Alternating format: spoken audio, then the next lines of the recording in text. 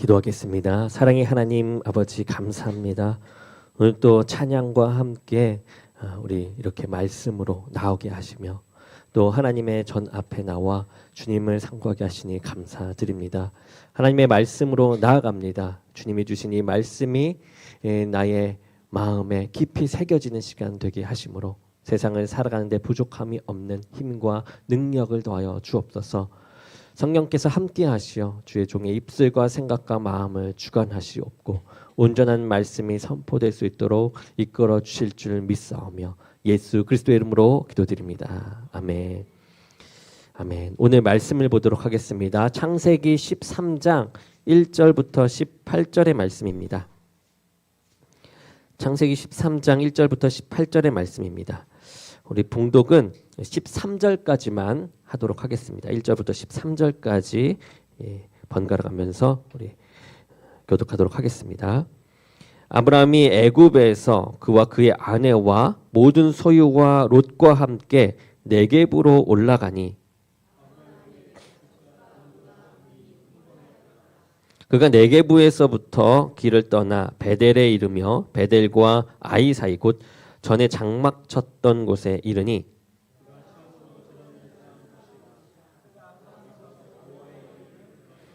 아브라함의 일행 롯도 양과 소와 장막이 있으므로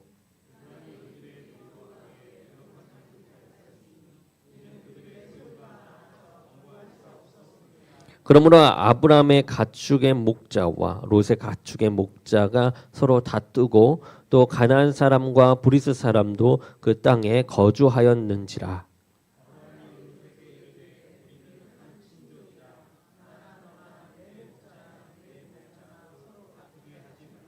내 앞에 온 땅이 있지 아니하냐. 나를 떠나가라. 내가 좌하면 나는 우하고 내가 우하면 나는 좌하리라.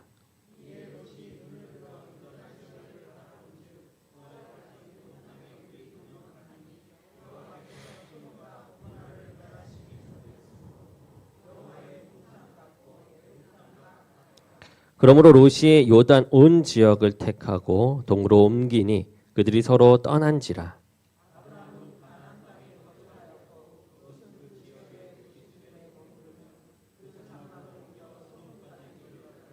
소돔 사람은 여호와 앞에 악하며 큰 죄인이었더라. 아멘. 오늘 말씀은 바라보고 있는 땅이라는 제목으로 말씀을 전하겠습니다. 우리가 저번 주 말씀을 기억하십니까? 저번 주 말씀에서 이 하나님의 명령을 따라서 하나님께서 보여주신 그 땅으로 갔던 이 아브라함을 만나게 됩니다. 이 아브라함은 이 기근이라는 큰 문제로 인해서 한번 신앙이 곤두박질 치는 상황이 일어납니다. 하나님의 명령을 잊어버리고 애굽으로 내려가는 모습을 보이기 때문입니다. 그리고 애굽에서 다시 한번 큰 문제를 만나게 되는데요. 그 문제는 아내인 사레의 미모가 너무나도 뛰어난 것이 문제였습니다. 그리고 그 아내의 미모를 통해서 애굽 왕인 바로에게 초청을 받게 되고 이 사레를 아내로 삼으려고 하는 바로의 모습을 봅니다. 그때 하나님께서 개입을 하시죠. 그러므로 인해서 바로가 큰 재앙을 받게 됩니다. 그리고 아브라함은 사레를 누이라고 거짓말함에 대해서 바로에게 비난을 듣게 돼요.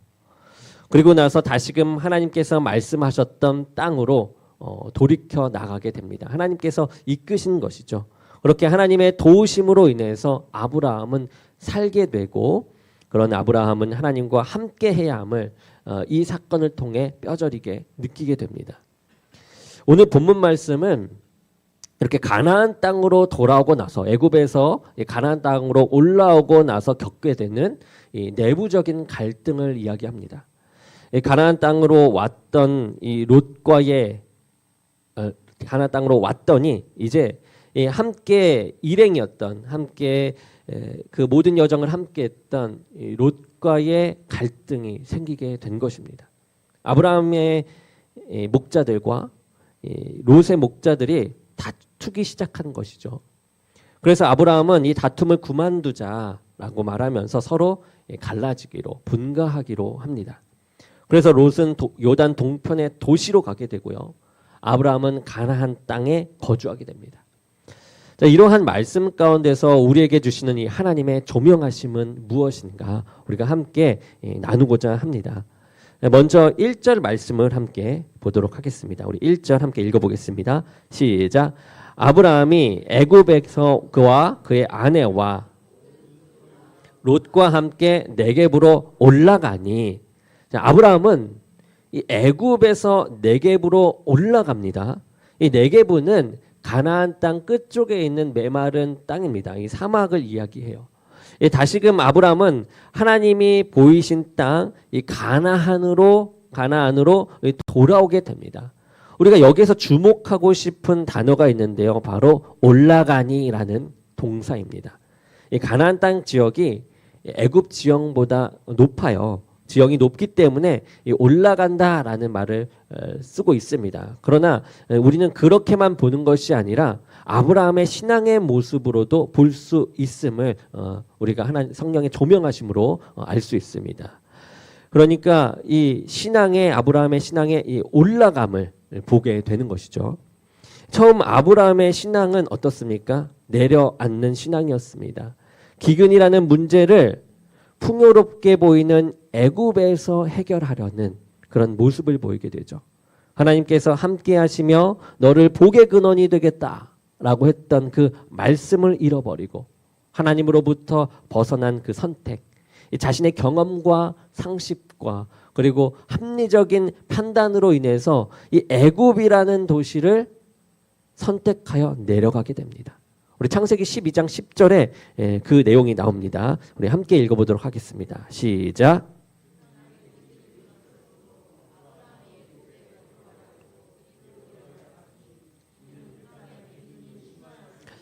네, 내려갔으니 이렇게 나오지 않습니까? 결국 이 아브라함은 애굽에 거류하기 위해 애굽으로 내려갑니다. 이 아브라함의 신앙이 이 내려감을 보여주는 것이죠. 그리고 애굽에서의 사건들로 인해서 아브라함은 다시금 하나님을 보게 됩니다. 아니, 이 하나님이 답이라는 것을 뼈저리게 느끼게 됩니다. 이 아브라함이 겪었던 애굽의 사건은 어떤 사건입니까? 절대로 살 수 없는, 죽음을 피할 수 없는 사건입니다. 애굽의 왕은 바로인데 이 애굽은요, 이 왕을 신으로 섬긴 나라이지 않습니까? 그런데 그 신에게 아내를 누이라고 거짓말했습니다. 엄청난 죄가 아닐 수가 없는 것이죠. 왕을 속인 것입니다. 아니, 신을 속인 것입니다. 그 땅 사람들에 의하면 신을 속인 것입니다. 그러니 감옥에 갇히는 정도가 아니라 바로 참수를 당하는, 이 혼자만 참수당하는 것이 아니에요. 이 모든 그 무리들이 한 번에 다 극형에 처해야만 하는 그러한 상황인 것입니다. 그런데 그러한 상황에서 하나님이 개입하신 것입니다. 큰 재앙이 바로에게 일어납니다. 그래서 바로를 제압해 버리신 것이에요. 아브라함의 아내 사레를 건드렸다라는 이유로 큰 재앙을 겪었는데 이 아브라함을 건드리면 또 어떤 큰 재앙이 올까 바로는 두려웠던 것입니다. 그리고 큰 재앙으로 이미 바로는 혼란스러워요. 빨리 이 상황을 모면하고 싶습니다. 이 무리가 오히려 나에게 큰 재앙인 것 같아요. 그래서 자신이 아브라함에게 준 그 많은 지참금을 도로 찾아올 생각조차 하지 않습니다. 바로 왜 그렇게 거짓말을 했냐 하면서 내쫓아 버리죠. 강력한 재앙이 바로에게 나타남으로 인해서 이러한 결정을 합니다. 이것은 하나님께서 아브라함과의 언약을 지키기 위해 이 아브라함을 살려내야만 했던 그 방법으로서 나타내 보이신 그 방법입니다. 이 아브라함은 전적으로 하나님의 언약 때문에 살게 된 큰 은혜를 겪게 된 것이에요. 그 언약이 무엇입니까? 너로 인하여 큰 민족을 이루겠다라는 것이죠. 큰 민족을 이루면 사레가 있어야만 합니다. 그러니 사레가 아내로 가게 되면 안 되겠죠. 하나님은 이 언약을 지키기 위해서 아브라함의 그 사건에 개입하신 것이고 큰 은혜를 베푸신 것이죠. 그때서야 아브라함은 이제 확실하게 안 것입니다. 이 딴 길로 세면 안 되는구나.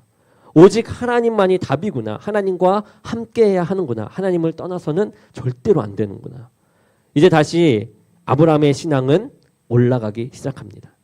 그리고 하나님께서 명령하셨던 땅, 그 가나안 땅, 하나님이 보여주셨던 땅으로 다시금 올라가게 됩니다. 다른 곳으로 가지 않아요. 하나님이 보여준 땅으로 올라갑니다. 우리의 신앙은 이렇게 내려가는 신앙이 되어서는 안 됩니다.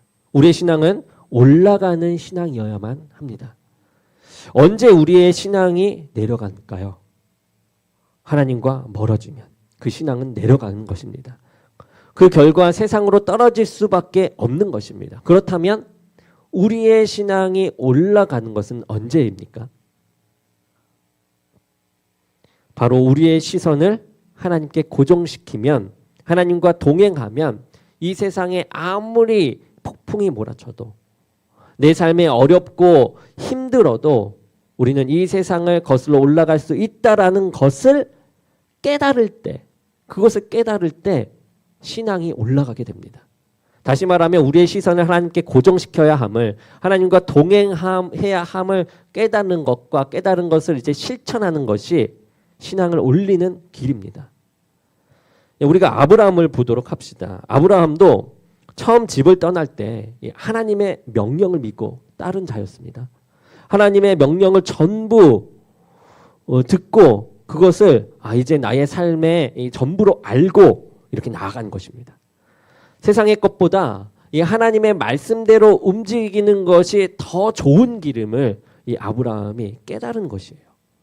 물론 애굽 사건을 통해서 잠시 세상의 방법대로 신앙이 내려갔지만 그 사건을 통해서 다시금 하나님과 함께해야 한다는 것을 더욱더 뼈저리게 느끼게 됩니다. 깨닫게 됩니다. 그러므로 인해서 신앙이 올라가게 됩니다.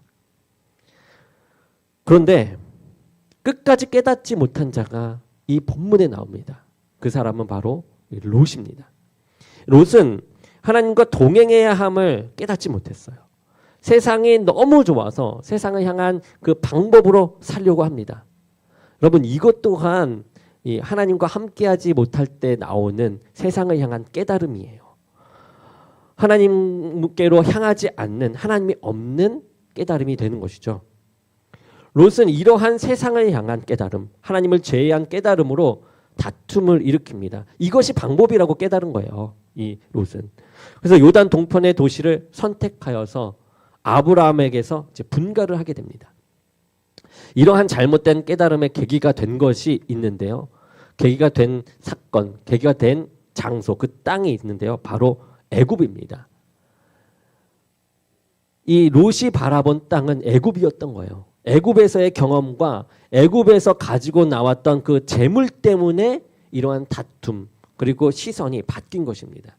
우리 5절부터 7절 말씀을 함께 읽어보도록 하겠습니다. 시작. 아브라함의 일행 롯도 양과 소와 장막이 있으므로 그 땅이 그들이 동거하기에 넉넉하지 못하였으니 이는 그들의 소유가 많아서 동거할 수 없었음이라. 그러므로 아브라함의 가축의 목자와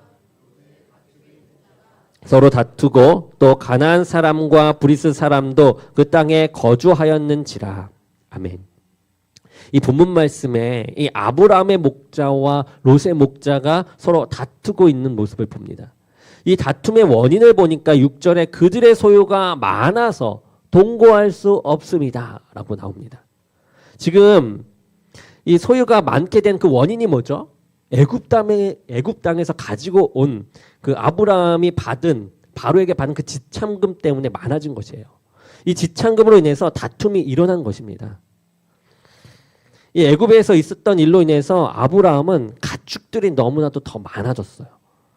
롯 또한 가축들이 있습니다. 자신의 재산이 있어요. 그런데 그 가축들이 너무 많아서 함께 합치니까 더욱더 많아서 장막을 친 곳에서는 이 초목을 나눠 먹기에 초목이 너무나도 턱없이 부족했던 것입니다.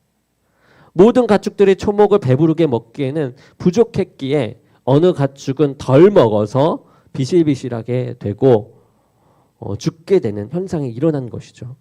이 당시에 가축들은 큰 재산이었습니다. 그러니 죽게 되면 큰 손해를 보게 되는 것이죠. 그렇기 때문에 이 롯은 그 자기의 소유를 지키기 위한 방법으로 하나를 선택하는데 그게 초목을 지키는 일이었어요. 자신의 가축을 먹일 초목을 더 챙기는 것이었습니다. 자신의 재산을 더 챙기는 모습을 보이는 롯입니다. 분명 부족한 가운데서 최대한 초목을 공평하게 나누어 먹이면 더 좋았을 텐데 롯은 자신의 가축을 덜 살찌우기 위해서 자신의 가축들에게만 더 초목을 챙겨줍니다.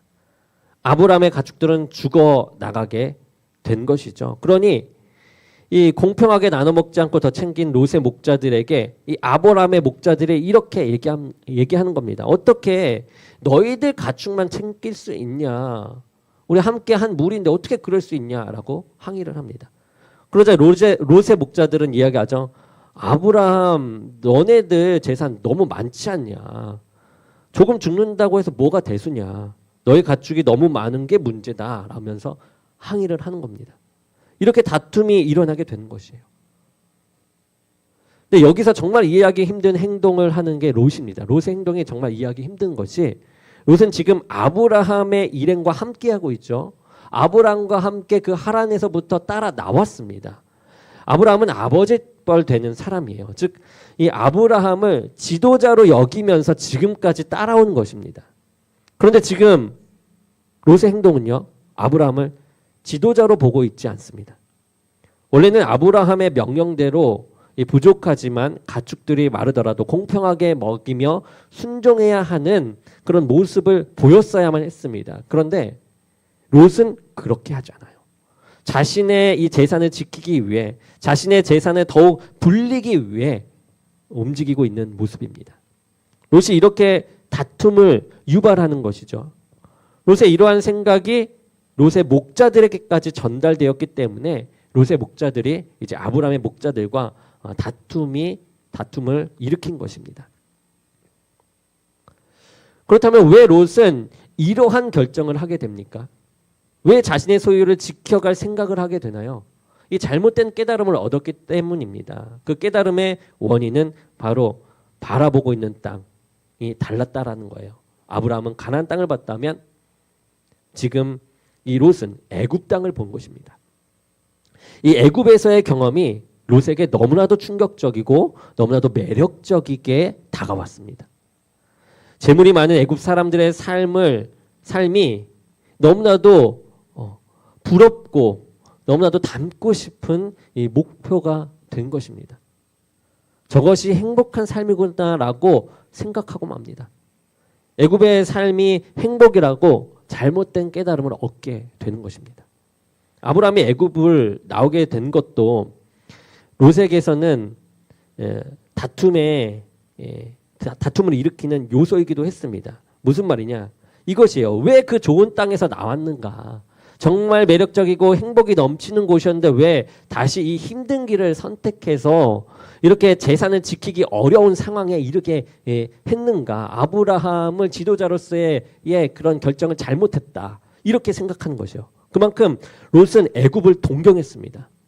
롯이 애굽을 동경했다라는 것은 우리가 또 성경 말씀을 통해서 볼 수 있는데요. 우리 10절 말씀입니다. 10절 말씀 함께 보겠습니다. 시작.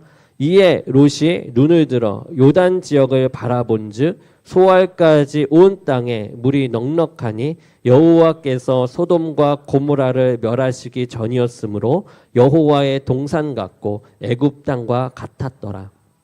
아멘. 이 아브라함이 이 내부적으로 다툼이 일어나는 것을 보고 이 다툼을 막기 위해 큰 결단을 합니다. 자신이 아들처럼 생각했던 사랑했던 롯과 이제 분가를 하는 그런 결정을 하게 되는 것이죠. 그 갈라짐에서 아브라함은 선택권을 롯에게 줍니다. 롯은 좌로 갈지 우로 갈지 결정을 하게 돼요. 거기서 롯은 요단 지역 소돔과 고모라를 본 것입니다. 그리고 그 지역을 뭐라고 얘기합니까? 여호와의 동산 같고 애굽 땅과 같다라고 얘기합니다. 여기에서 롯의 시선이 어떠한지를 우리가 알 수 있는 것이에요. 롯은 애굽을 동경했습니다. 정말 안타까운 일입니다. 아브라함을 따라다니면서 하나님을 경험한 롯이에요. 하나님의 인도하심을 경험하고 아브라함을 애굽에서 건져주는 그 사건도 경험한 롯입니다. 놀라운 하나님의 기적과 능력을 경험했습니다. 바로에게 큰 재앙이 일어난 것을 보았어요. 그런 롯이 결정한 땅이 애굽이었다라는 거죠. 그리고 소돔과 고모라를 이러한 애굽 같다라고 얘기하고 여호와의 동산 에덴과 같다라고 에덴 동산과 같다라고 이야기합니다. 여러분 에덴 동산과 애굽을 같은 위치에 놓는 것 자체가 말이 된다고 생각하십니까?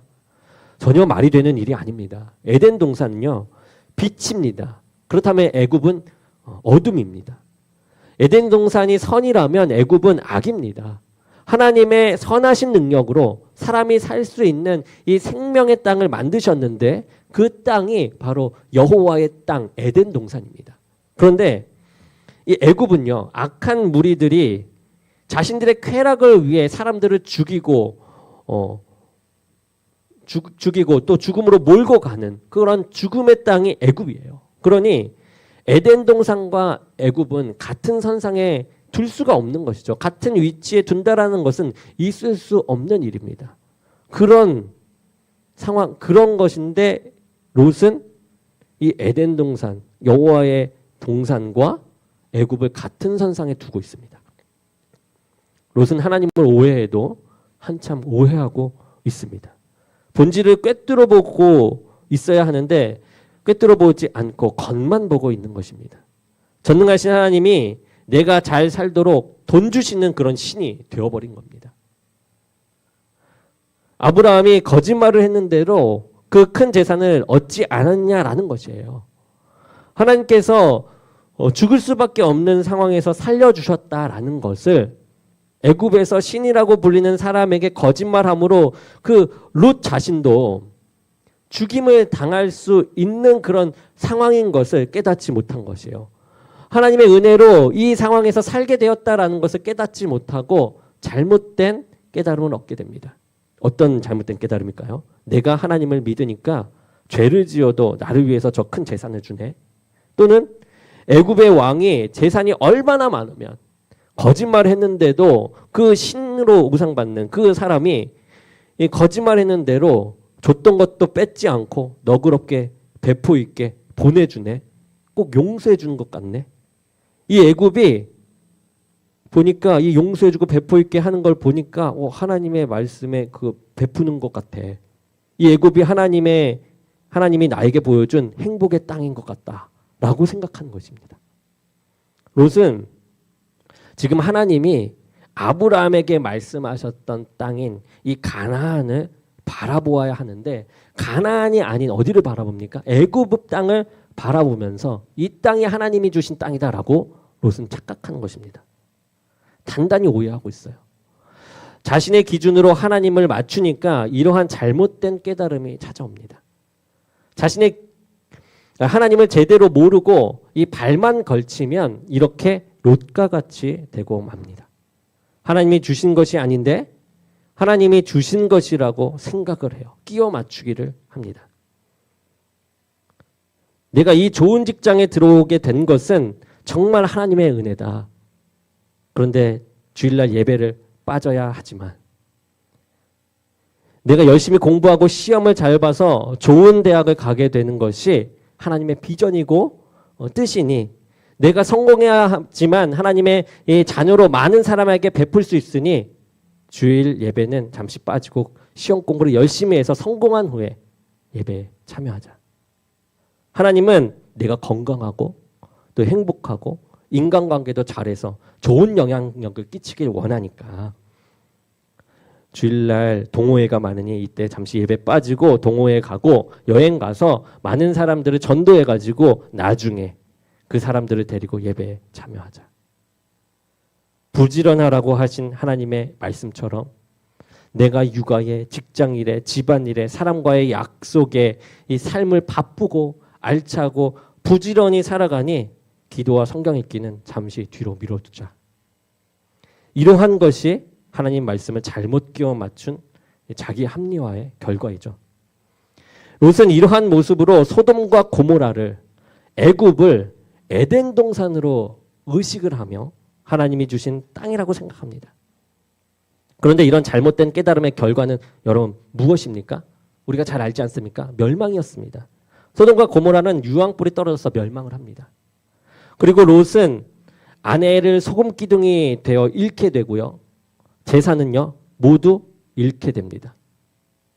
하나님을 잃어버리고 하나님이 바라보라고 했던 땅이 아닌 자신이 원하는 땅을 바라봄으로 롯은 이 멸망의 길로 가고 맙니다.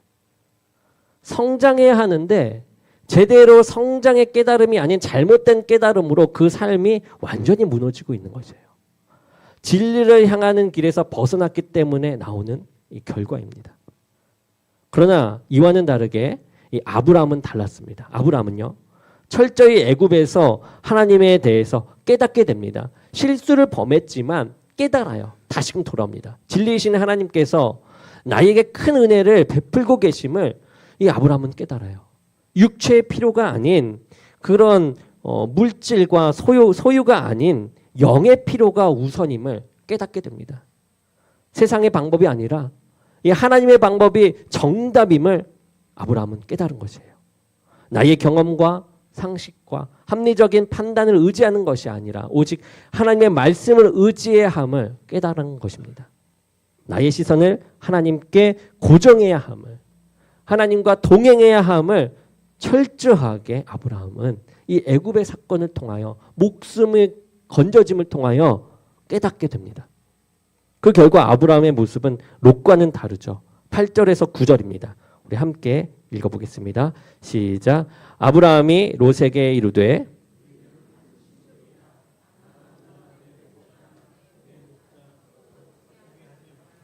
내 앞에 온 땅이 있지 아니하냐. 나를 떠나가라. 내가 좌하면 나는 우하고 내가 우하면 나는 좌하리라. 아브라함은 다툼을 방치하지 않습니다. 다툼을 무력으로 권력으로 찍어 누르지 않습니다. 아브라함은 이 무리의 지도자입니다. 충분히 권력을 행사할 수 있어요. 롯아, 너가 어떻게 그럴 수 있니? 서열 면에서 너는 한참 아래인데 너가 아버지뻘 되는 나에게 이렇게 대든다고? 본보기로 너를 징계하겠다. 다른 이들이 보는 앞에서 너를 징계하겠다라고 하면서 권력을 행사할 수 있었습니다. 아니면 이 아들 같은 롯을 한시적으로 설득할 수도 있었을 것이에요. 롯아, 너는 내 아들과 같은 사람이야. 나중에 되면 이 재산 다 너 것이 되지 않겠니? 그러니 다툼을 잠깐 멈추자 라고 이렇게 설득했을 수도 있습니다. 하지만 아브라함은 그렇게 하지 않아요. 철저하게 하나님의 은혜를 맛본 아브라함은 이 다툼을 해결하는 방법으로 분가를 선택합니다. 그리고 선택권을 자신에게 두지 않고요. 롯에게 줍니다. 내가 좌하면 내가 우하고 너가 우하면 내가 좌하리라. 아브라함은 롯을 매우 사랑하였기 때문에 롯을 매우 사랑하였지만 롯은 이 아브라함과 함께 있는 것이 이 불편했습니다. 자신이 생각한 이상과 지도자의 상이 아브라함이 아니었던 것이죠. 애굽을 보는 순간. 롯이 아브라함을 불편해했다라는 것은 너가 좌하면 내가 우하고 너가 우하면 내가 좌하리라는 그 선택권이 주어졌을 때 이 롯의 행동을 통해서 우리가 알 수 있습니다. 롯은 아브라함이 먼저 선택하라고 했을 때 삼촌 아닙니다. 저는 삼촌과 함께하기 원합니다. 아니면 삼촌 제가 먼저 선택하다니요. 삼촌이 먼저 선택하세요. 라고 이야기했었어야만 했습니다. 그런데 그렇게 말하지 않고 양보도 배려도 없이 즉시 옮겨갈 땅을 선택합니다. 이것으로 아브라함과 함께이기보다는 자신이 본 그 이상적인 땅을 찾아가길 원했던 이 독립하길 원했던 분가하길 원했던 그 롯의 모습을 여기서 우리가 찾아볼 수 있습니다. 아브라함은 이러한 롯의 마음을 알았던 것이에요. 함께할 수 없음을 알았습니다. 아브라함은 자신이 하나님에 대해 깨달은 것을 분명 롯에게 가르쳐 줬을 것입니다. 아들같이 사랑했거든요. 그러나 롯은 변하지 않았고 그러한 롯의 모습을 안타까워하며 함께할 수 없음을 인지합니다. 아브라함은 하나님의 말씀에서 벗어날 수가 없어요. 그런데 롯은 벗어나려고 합니다. 롯의 생각에 동의하면서 그를 따라갈 수가 없습니다. 하나님과 동행해야 함을 잊지 않아야만 한 이 아브라함입니다. 아브라함은 자신이 깨달은 것을 굽힐 수가 없었던 것이죠. 그것이 진리였기 때문에 그래서 굳건히 지키기 위해서 너무나도 사랑하는 롯이지만 그를 떠나보내기로 결정을 하는 것입니다.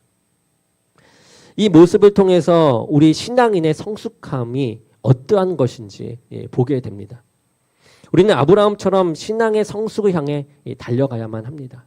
우리의 시선을 하나님께 고정시켜야 하고 하나님과 동행해야 합니다. 이것을 깨달아야만 하는 것이죠. 그러므로 우리 이 시선이 하나님께 고정시키지 못하는 것, 동행하지 못하게 하는 것들을 우리가 떠나보내야 하는 것이 필요합니다.